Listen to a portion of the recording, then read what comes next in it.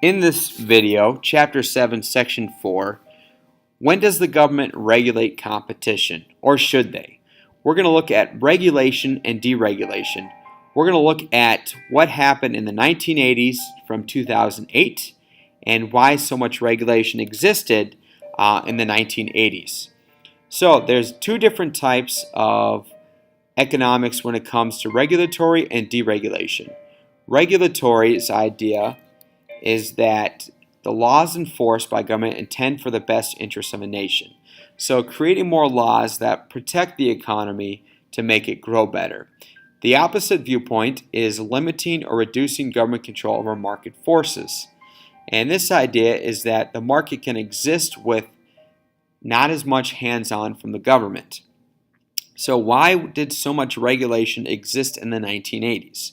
Well, during the progressive era, we had a lot of companies or monopolies that existed who were really taking advantage of competition, of its workers, and just overall, it wasn't a good working environment. During that time, there wasn't an 8-hour workday or 40 hours a week. It was regular to work 6-7 days every week, 12-hour shifts. We didn't have child labor laws at that time either. There wasn't really protected minimum wage. Unions didn't come together yet. So we just found a lot of taking advantage of this. And as a result of all of that, we had huge regulations, regulatory economics that were introduced during this time. It wasn't until the 1970s, Richard Nixon, Jimmy Carter, and Ronald Reagan do we really see that the economy is deregulated quite a bit. So there is something called predatory pricing, and this is the idea that big firms, big corporations can squander the small businesses that are out there. So usually Walmart gets a bad reputation for coming into a town that has a lot of small shops and shutting them all down. And they say that their prices are so low that the small business cannot compete with Walmart. And that is true. That is accurate when it comes to this. Now, Walmart doesn't set out to predatory price, but the reason they can sell so cheaply is because they buy in such massive bulk for all their stores, and as a result of that, they can offer lower prices. So it's just a business model when it comes to this. Same thing has happened with OPEC as we looked in Section 3. OPEC does the same thing.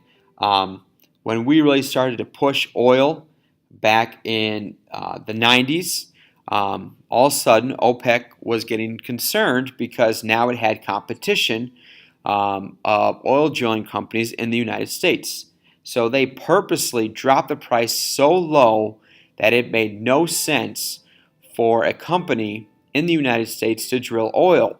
So let's say a barrel of oil was 150, OPEC could offer it for $75 or $50. Just an outrageously cheap price, and as a result of that, those oil industries went out of business. And the same thing has been happening again. You want to know why gas prices are so low?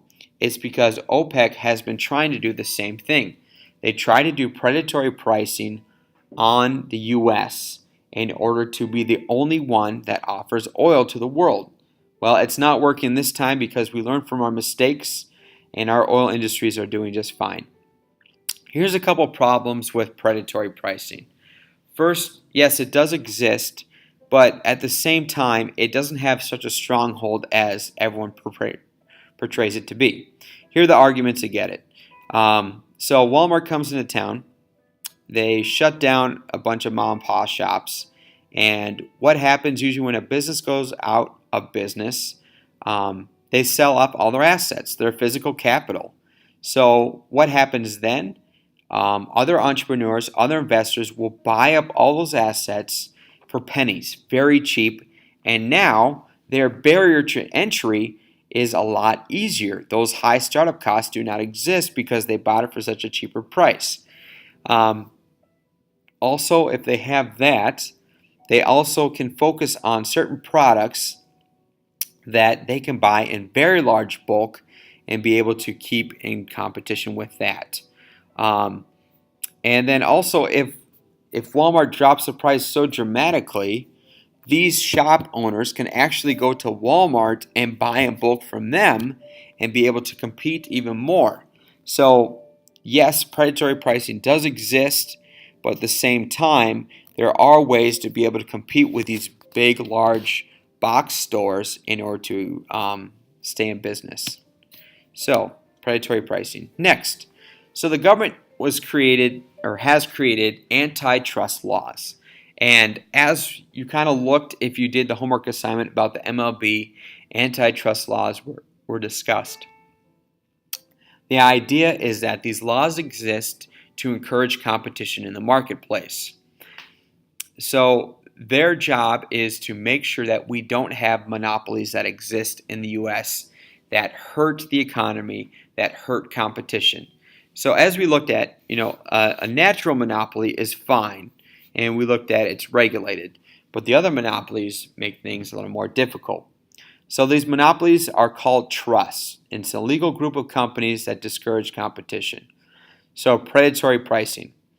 So let's say that one industry, and this kind of happened with the Rockefeller company. They would purposely come in to small businesses and they would buy the company off of these business owners. And they basically gave them an ultimatum. If you do not sell our company to us, we are going to come in, drop prices so low that you will go out of business regardless. And as a result, a lot of those companies were shutting their doors, and now we had this massive Rockefeller organization that existed. And as a result, they were the only one that was being able to serve their product. So antitrust laws were created to avoid things like that. We also have the FTC and the FCC, and their job is to monitor and to enforce antitrust laws that are out there. So it provides consumer protection, antitrust information when it comes to this. They've been established 1914, 1934 to make sure and regulate that things are fair. If there is a lawsuit, what we'll usually see is the U.S. government suing a company under this. So sometimes what happens, especially with an oligopoly, if some of the other companies are going out of business, certain companies will actually buy stock in the failing business, a competitor's stock in the failing business, in order to keep them going. So an example, I believe it's back in the 80s or 90s when Apple was doing terrible. Bill Gates, who is big founder of Microsoft, huge competitor of Apple, actually bought stock in the Apple company. And the reason behind it was he didn't want Apple to go out of business, because then if he goes out of business, well, then he become a monopoly. And as a result of that, he could have his business be forced to divide itself. So he purposely bought stock to keep it going and keep going from there. Breaking up monopolies. So kind of where the history began in this. So 1890, the Sherman Antitrust Act was created. And the idea was to stop monopolies, and stop trusts from existing. But it really wasn't existed. It passed, but no one really had the guts in order to really enforce the law. Well, things changed in 1901. So President McKinley was elected as president, and his vice president was Theodore Roosevelt. And the four men you see in this picture here, if you ever get a chance to watch the series, and I had one episode from the last homework, The Men Who Built America, it is a phenomenal insight of what was taking place during this time with these four powerful men. Vanderbilt, Carnegie, Rockefeller, J.P. Morgan. These basically four men ruled the planet by the amount of money that they had. And they actually would purchase a presidential candidate, meaning they would fund their entire campaign. There was, from my understanding, there was no restriction on how much money could be given to a candidate. So these men would get together, decide who would be the best to protect their industries, and as a result, they would help them. The competitor that was going against McKinley was actually William Jennings Bryan, and his running campaign was he was going to break up these monopolies. He was going to force them to divide their businesses to make things more fair. So obviously William Jennings Bryan didn't win, and as a result McKinley won. Now McKinley actually was assassinated by an anarchist, and as a result Theodore Roosevelt became president. Now these men, Vanderbilt, Carnegie, Rockefeller, and J.P. Morgan, did not want Theodore Roosevelt to become president, and that's why when they bought McKinley, they asked that Theodore Roosevelt become the VP because they figured, he doesn't have much power as a VP, so we can keep him right there and keep an eye on him. When he became president, by 1911, he began to break up Standard Oil Trust, Rockefeller's massive industry, and as a result, he took on the monopoly. He took on the American Tobacco Company. And as a result, these monopolies were torn apart, and for good reason, for behind it when it comes to that. And then 1982, AT&T faced the same thing. They had such a large market share power that the law was enforced by it was either FTC or FCC to force them to not have this monopoly anymore. Now, one more thing on this.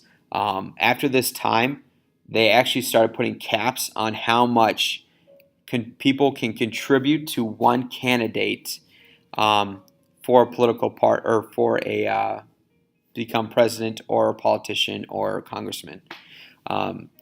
In the recent last couple of years, this law has actually been toned down a bit. So there used to be a cap on how much someone could give a total amount of money to one political party. Now there is no cap. There is a cap on how much one person can receive, but there is no cap on how much money they can give to everybody, which is going to make the election even more interesting because a lot more money is going to be spent.